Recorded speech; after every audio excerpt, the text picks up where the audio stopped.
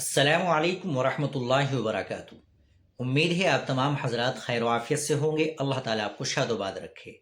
ناظرین کرام، آج کی اس ویڈیو کے اندر ہم امام کی تنخواہ سے متعلق بات کر لیتے ہیں، اور امام کے اوپر جو مقتدیوں کے اور متولیان حضرات کے جو ظلم ہو رہے ہیں اس سے متعلق بات کر لیتے ہیں، اور آپ کے سامنے ایک دو مضمون جو امام نے لکھے ہیں وہ آپ کو سنا دیتے ہیں۔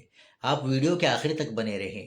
ایک صاحب لکھتے ہیں، امام صاحب کی تنخواہ میں ہوا اضافہ الحمدللہ۔ 6 سال سے کرناٹک بنگلور میں قرآن کریم سنانے آتا ہوں۔ جن مساجد میں اب تک قرآن مجید سنایا ہے ان میں اماموں کی تنخواہیں بہتر ہے، 25,000 30,000، یہاں تک کہ بعض مساجد میں 32,000 40,000 روپے تک تنخواہیں مقرر ہے، اور تنخواہ کے علاوہ بھی اوپر سے کافی آمدنی ہو جاتی ہے۔ ماشاءاللہ بڑا دل خوش ہوتا ہے۔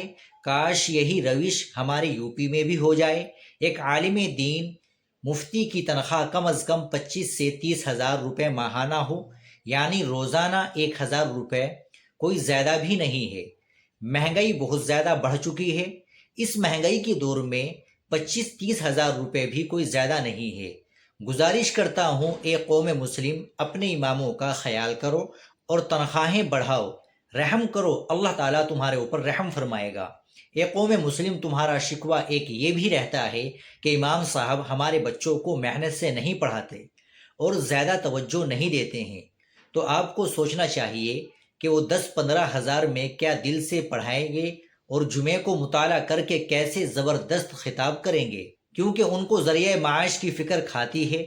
اصل ہے ذریعہ معاش سے بے نیازی۔ اگر آپ لوگ اپنے اماموں کو خوشحال رکھو گے تو وہ ساری توجہ آپ کے بچوں پر لگا دیں گے اور ان کو اعلیٰ معیار کی تعلیم دیں گے۔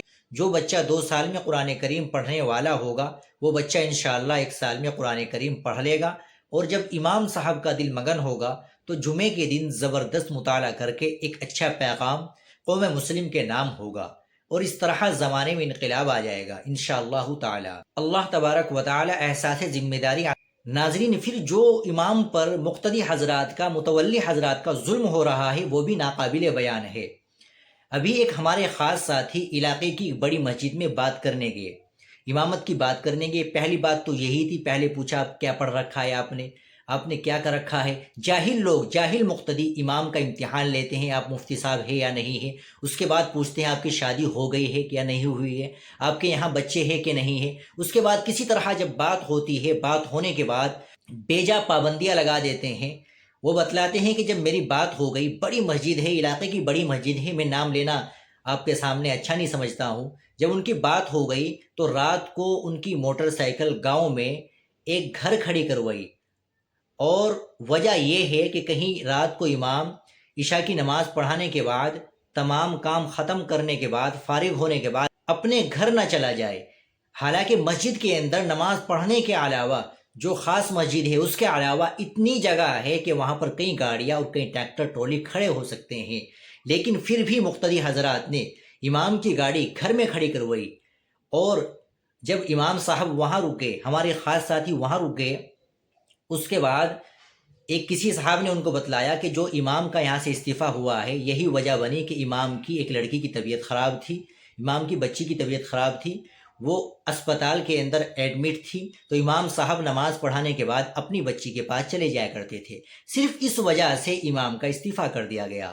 اب سوچنے کی بات ہے کہ مسلمانوں کی یہ حالت ہو چکی ہے، جو مسلمانوں کے مقتدا ہے اور مرجع ہے ان کو اس طریقے سے پریشان کیا جا رہا ہے، تو مسلمانوں کے اوپر برے حالات اور یہ حالات کیوں نہیں آئیں گے؟ ناظرین کرام، آپ اس ویڈیو کے تعلق سے کیا کہیں گے کمنٹ باکس میں ضرور بتائیں۔ ویڈیو کو لائک اور شیئر بھی ضرور کر دیں۔ آپ چینل پر نئے ہو تو چینل کو ضرور سبسکرائب کر لیں۔ السلام علیکم ورحمۃ اللہ وبرکاتہ۔